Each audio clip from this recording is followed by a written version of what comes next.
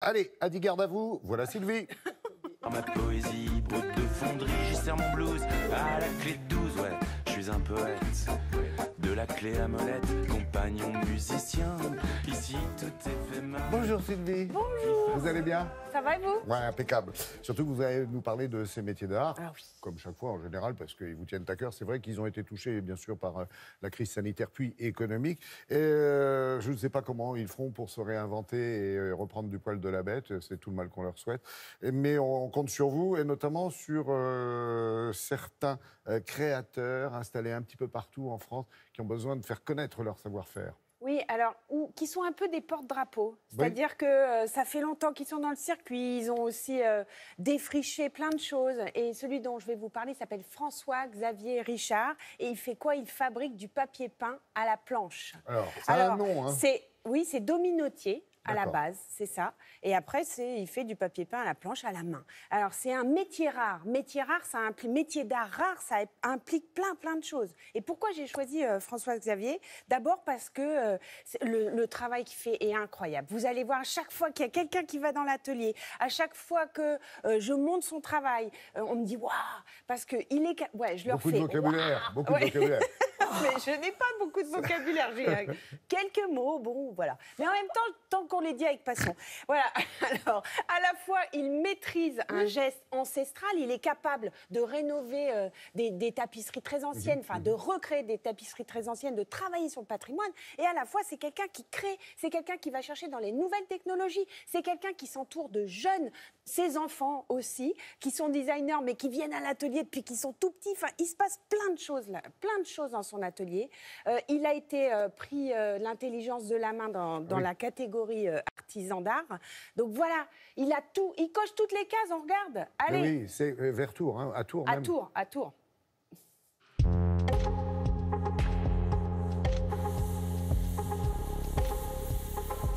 On est, je pense, à peu près que 3 ou 4 dans le monde, là, surtout que ça a tendance un petit peu à disparaître. En tout cas, ce qu'on fait, nous, spécifiquement, de transformer le papier comme on le fait, c'est extrêmement rare. Et aujourd'hui, nous, un des axes de travail, c'est de faire revenir le papier dans le décor, mais de plein de manières différentes. Nous, on fait de la reconstitution de papier peint dans les techniques du 18e, avec une partie numérique et matière polymère pour fabriquer les matrices, des choses comme ça. Mais même sur de la sculpture pour faire du volume, avec de l'objet en volume à partir de papier recyclé que l'on transforme en carton-pierre, avec de l'imprimante 3D, des choses comme ça. Et ce qui est génial avec toutes ces techniques, des métiers d'art, c'est qu'il y a vraiment un lien entre l'outil et la main très fort et l'outil qui est aussi l'outil d'aujourd'hui. On fait vraiment, nous, le lien entre ces époques, en fait, y compris dans les styles, puisqu'on traite aussi bien des papiers d'époque. Donc là, par exemple, la maison natale du général de Gaulle, 1890, a des projets de création, comme là, un projet de dôme, donc qui est plus un projet architectural. T'as fait une base de quoi, là, comme pigment ? Meudon, Lithopol et bleu outre-mer. Si nous, on se dit, bah, on a un savoir-faire, on s'y accroche, c'est comme ça qu'on coule, en fait, je pense. C'est quand on veut pas s'ouvrir. Et c'est à ça que servent aussi l'ouverture nécessaire des métiers d'art aux nouvelles technologies. C'est pour ça aussi que les métiers d'art sont des lieux de recherche pour demain.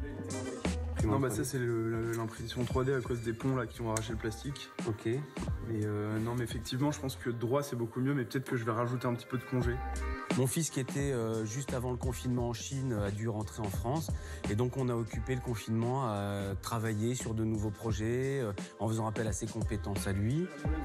La transmission, ça se fait dans 2 sens et c'est ça qui, je trouve, moi, super agréable. Mes enfants m'ont appris plein de choses. Ils m'ont appris à me servir d'un logiciel de 3D pour pouvoir utiliser cette machine 3D. Enfin, des choses qui me permettent aussi, moi, d'évoluer et de me connecter toujours plus à notre époque.